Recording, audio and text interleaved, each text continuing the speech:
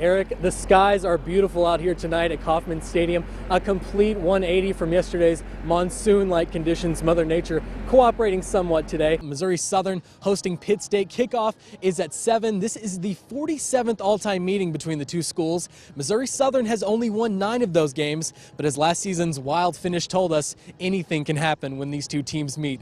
The story today at Kauffman Stadium: rain, rain, and more rain. It's been a steady stream of it all afternoon, and today at 3:30, Major League Baseball announcing that Game 3 of the ALCS has been postponed to tomorrow night. Now, the Lions lost their season opener last week on the road at number 22 Emporia State, and it doesn't get any easier tonight, hosting the defending national champions, Northwest Missouri State. Now, Central Oklahoma leads the MIAA in scoring, averaging over 86 points per game. They also lead the conference in steals and block shots, so a lot will be asked of the Lions tonight on both sides of the ball. Basketball practice at Southeast High looks no different than anywhere in the country. But in this small-town school, you'll find a unique international flair. Trim is a 17-year-old from Norway. Sophia is 15 and from Spain. And Katarina is a 16-year-old German. 3 foreign exchange students playing high school hoops, all with roughly the same basketball background. I've never played basketball. I'm not a really active person out of Spain. No, we mostly play soccer and handball. No, I've never. Like, we play basketball and PE, but it's not like, it's different. Picking up a new game also means learning the rules, the plays, and the jargon that's used on the court. How you're going to stand in the positioning and all the plays we have, that's always new to me. When you learn English, and then you have to learn basketball English too, and it's all really confusing in the beginning because we didn't understand anything. It's also a learning process for their coaches. They know English well, but basketball has its own language, and for never having played, that is, you know, it was a foreign language to them. After we've got through that kind of that language barrier and everything, he's starting to learn and understand, and it's been a joy to have Trim on our team. Sophia and Katarina are staying with the same host family. Both say having another foreign exchange student to relate with makes life on the team easier.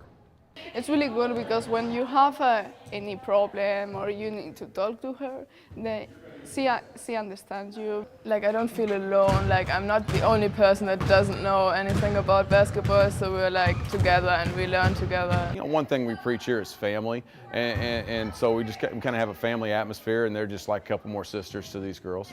Basketball representing more than a game, but a new adventure in life for these 3 students. In Cherokee, Hayden Herrera, KSN Local Sports.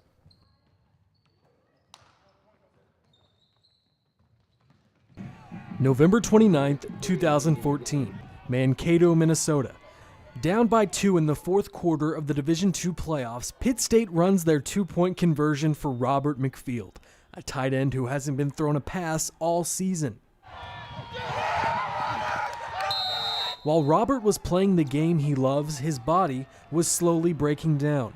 A few months later, after intense pain in most of his upper body, a trip to the emergency room found masses in his neck and stomach. And they told me that it was looking like cancer, and I need to leave and go to KU Medical Center immediately because these things are getting really big. Robert was diagnosed with stage 4 non-Hodgkin's lymphoma. The doctors told him he'd have a 45 to 50% chance to live in 5 years. Words that are shocking to hear for anyone, much less a student athlete. It didn't sound great to me, you know.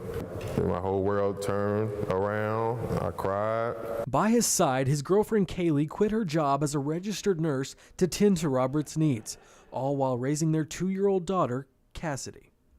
I lean on her so much, you know, and there's times where I can't get her out of bed. It's 3 o'clock in the morning, and I can't move, and she runs to get the medicine for me without question. Since this has happened, it's really kind of helped us as a family pull together and be stronger as a team. Also supporting Robert, his Pitt State family, teammates, coaches, and alumni, many of whom have gone above and beyond to help out a fellow Gorilla.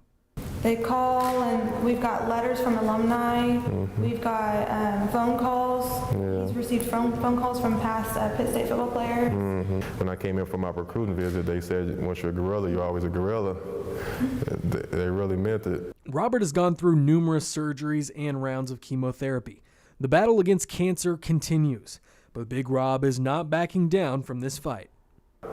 I try to stay positive, all that, and try to accept the journey that I'm on right now, and move on from it.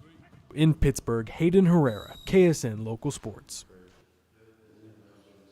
Don't you hate it when vacations come to an end? The Pitt State women have had a 2.5-week period since their tournament in Hawaii to get ready to resume MIAA conference play.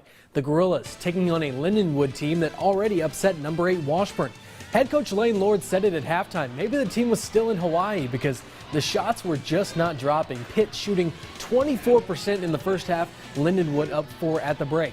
The second half was a different story. Lizzie Geronimus bucket and the foul. The captain makes it a tie ball game. But Lindenwood would take the lead, and it looked like they would keep it. Enter freshman Michaela Burgess, down by 6. Geronimus to Burgess at the top of the key. That 3 cuts the Lions' lead in half. A little later, Burgess again, and she delivers. She tied a team-high 21 points for the Gorillas. Under 7 to play, down 2, Kylie Gafford goes for the layup and draws the foul. Her free throw gives Pitt State the lead, and they wouldn't look back. The Gorillas recover from their first half woes to win it 78-66. Carthage, your winner, 28-6. 3 plays left. We go to Webb City hosting Bolivar. Tyson Roderick. His first name might be Tyson, but he is no chicken. Hits Braden Ansley. Does he get his feet in? He does. Now up 21-8. Spencer Turnbull looking to the end zone for Dante Richardson. Dante had an amazing touchdown last week, and he does it again tonight. Full extension on the 30-yard touchdown. That made it 28-8. First play of the second quarter, Chanute punting. I'm no high school coach, but any game plan to play Pittsburgh should have keep the ball away from Barnes in big letters. This was one of 6 touchdowns on the night for Barnes. Wow, Chanute had no match for him or Pittsburgh tonight. The Lion's Den with your host, Hayden Herrera. Hello, everyone, and welcome to another edition of the Lion's Den. Thanks for joining us. I'm Hayden Herrera here with men's head coach Jeff Boschee. Coach, a busy week for your team on the road. I'm sure it was nice to finally sleep in your own bed last night. It was, but Let's look at the stats. Charlie Brown, the leading scorer for the Lions, 13 points off the bench. He played the majority of the second half, and even when the lead was big, he was still out there hustling. well, yeah, no. Coach, all tied up here. It was so loud I couldn't hear myself think here. You told me that this play wasn't specifically designed for Winky, but she was a prime target. Yeah, and you know, it really was.